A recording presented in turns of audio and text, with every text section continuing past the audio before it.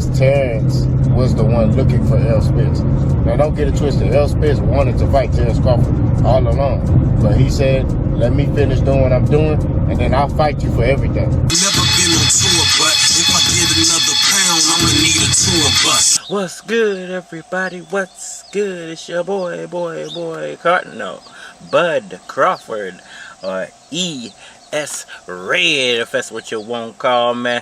And we are back for another one. Alright, y'all, we got a new topic. New topic. Rock Nation can't save Terence Bud Crawford from Errol Spence Jr. Alright, y'all, so there's some rumors floating around that Terence Crawford might be or is in talks with Rock Nation Jay-Z to potentially sign a contract. You know, it might be a multi-fight contract, might be a single fight contract, might just be a promotional contract. You know, they might not be fully representing Terence Crawford. Perhaps they're just going to help him at the negotiating table to try to put a fight together. They might not actually be representing him. They just might be extra negotiating power at the table. Because Bud, you know, he's just in there by himself at this point. I know he has a team of guys, but you need people, professional people, to negotiate fights. This is the reason Bob Arum had him in the position that he had him in. Without Bob Arum, Terence Crawford wouldn't be where he is today. He wouldn't be the fighter he is today. He wouldn't be a champion.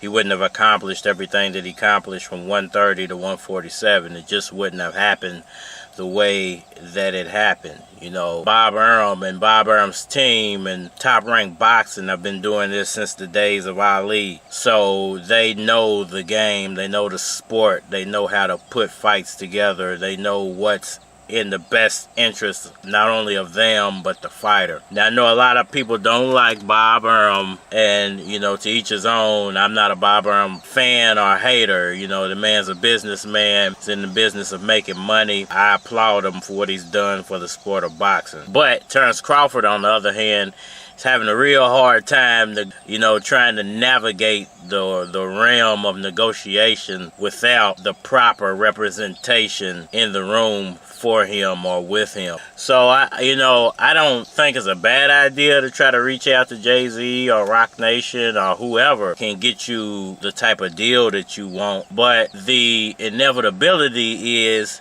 they can't save you from Errol Spence Jr. They might be able to get you the dollar amounts that you want. They might be able to get you the purse guarantees that you want. But at the end of the day, you have to get in the ring and fight Errol Spence Jr. You have to show and prove that you can beat Errol Spence Jr. You have to be the one that actually conquers the three-time welterweight champion of the world. The man who is currently representing the welterweight division as the best fighter in the welterweight division. Now, I know a lot of people disagree with that statement, like Errol Spence Jr. ain't the best welterweight. Like, I don't know how you could say that he's not the best welterweight when he has the majority of the titles. I've been having this argument with people for like the past 8 months that Terence Crawford is somehow a better welterweight when he only has one title. You know, agreed, he did some amazing things at 130. Agreed, he did amazing things at 140. Agreed, he's a decent welterweight fighter. Where the disagreement comes in is he the best welterweight fighter? No, he is not. He has not beaten the majority of champions.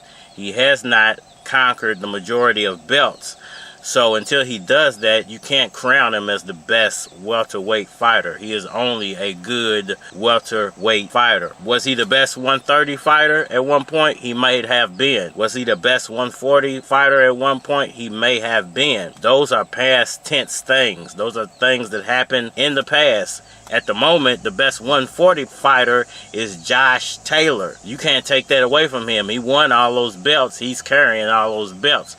Who is the best 140 fighter in the world? Is Josh Taylor. You know, so for Terence Crawford for Terence Crawford fans to assume somehow he deserves credit for something he did 5 years ago is a farce and an asinine statement. It don't make sense at this point. You know, this is the show and prove sport. You have to continuously prove to everybody that you are the best at doing what you do. And the only one who's doing that in the welterweight division at the moment is Errol Spence Jr. because he is challenging, or was challenging, champion fighters. Sitting, reigning champion fighters and beating them, whether he knocked them out or whether he just won the fight. The purpose of fighting someone is to win. It doesn't matter how you won, it's that you won. I might not like the fact that Manny Pacquiao and Floyd Mayweather had one of the most boring fights in the world, and I'm a Manny Pacquiao fan. And I might not like the fact that on paper, Floyd Mayweather has the W, has the V for victory, and Manny Pacquiao has to carry the L for loss or loser. But it is what it is. You know, it happened. You know, he lost that fight on paper and in the eyes of those judges. So I have to live with what the facts are. I can't skew the story or try to change the narrative to something I want it to be solely based off my opinion. You know, the collective opinion is that Pacquiao lost. The collective opinion is that Errol Spence holds the majority of the titles. The collective opinion is Errol Spence is the best welterweight in boxing at the moment. And until Terence Crawford can unseat him or uncrown him, it doesn't change the narrative or the storyline. It's going to be that way until Terence Crawford beats him. And nothing that his fans can say, nothing that he can say, nothing that Bob Arum can say, even though he doesn't matter anymore to Terence Crawford, can change the facts from what they are. Is that Errol Spence beat Kell Brook. Errol Spence beat Shawn Porter. Errol Spence beat Yordenis Ugas, all champions, and Errol Spence beat them all. Now, okay, Terence Crawford fought some of those same people and beat them, perhaps even knocked them out, except for Shawn Porter. But they were not the same fighters they were when Errol Spence beat them. And it does not matter how he beat them. It matters that he beat them, and that he is holding the title belts that they once held. Not Terence Crawford, but Errol Spence Jr. Whether you like it or not, it is what it is. Those are facts. You can't change what the facts are. You can alter them if he is to get in the ring and beat him, but you can't change those facts without actually beating Errol Spence Jr. Is that actually going to happen? I don't. You know, I believe that it will happen eventually. It might not happen this year. It might take some more time to work out the finite details. You know, I think everybody involved in this, fans, you know, promoters, fighters, I think everybody wants it to happen. How it happens, where it happens, and when it happens is the thing. You know, everybody wants it to happen, but how we get this fight made is the thing. You know, what country is it going to be in? What venues is it going to be in? You know, where is it going to be placed on television? You know, these are all big questions, you know, and this is the last thing I want to touch on. I'm of the opinion that it would be better off if they held the fight until next year. You can make it a New Year's fight. You can do it on Cinco de Mayo. Either way, I think it bodes better in 2023. I think it's a better fight in 2023. Allow both of these guys to work out every finite detail so there can't be any excuses. And at this point, I'm not even interested in a rematch. At this point, there's been so much put into trying to make the first fight. I don't even want to see what type of headaches are going to come along with trying to make that second fight.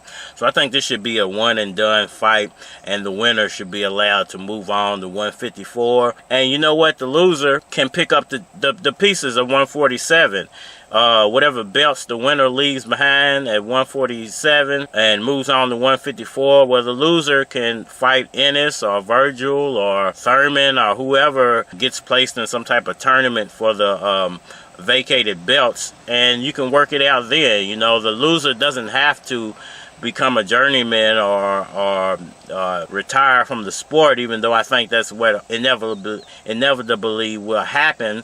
I do believe that Terence Crawford will probably retire after that if he loses, or even Errol Spence for that matter. I kind of think Errol Spence would most likely retire because it's going to be a lot of egg on the face of the loser. So, you know, I feel like they'll retire. At the end of the day, they don't have to, and there's a lot still to gain for the loser of this fight. Let me know what y'all think about that down down in the comment section below. Hit that like button for me. Holler at me on all social media platforms, Facebook, Instagram, YouTube. You're more than likely to get a response on the tube, so holler at me over there if you want a response. It's your boy Cardinal Bud Crawford, or E.S. Red, if that's what you want to call me.